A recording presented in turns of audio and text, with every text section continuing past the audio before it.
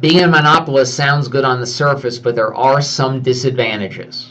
The biggest disadvantage is what happens if your product line becomes obsolete. Let's say you're a manufacturer of phone booths. I hope everybody is old enough to remember what a phone booth is. And you're the monopoly company still making phone booths. The biggest disadvantage of being a monopolist is if your product line becomes obsolete.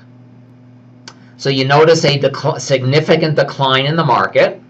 Before you put a padlock on your factory, you gather your managers together and you just talk about what else could we do with the skills we have, with the equipment we have. The engineering manager and production manager say, well, we're regularly dealing with steel, aluminum, wood, plastic. Why don't we get into the furniture business?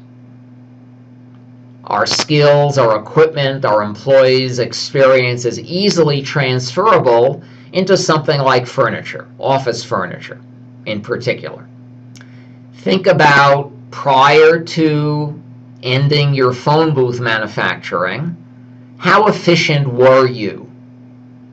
How good was your quality? You face no competition. You were what I call fat, dumb, and happy.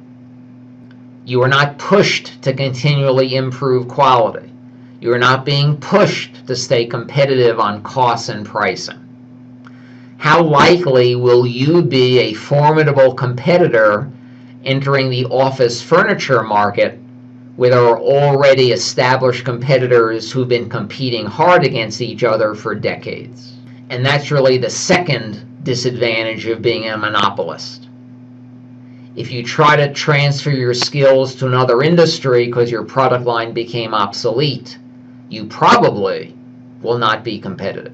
Third disadvantage is that you may, and I underline the word may, you may be subject to some kind of legal oversight. Remember, being a monopolist is not against the law, but acting in a predatory manner to drive companies out of business, to do what's called bundling of some of your activities or some of your products and services, which Microsoft was accused of.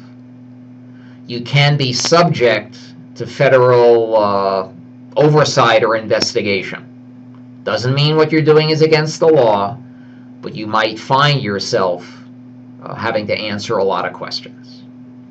So those are three disadvantages of monopoly that many students don't consider when they say they prefer to compete as a monopolist, meaning the only guy in town.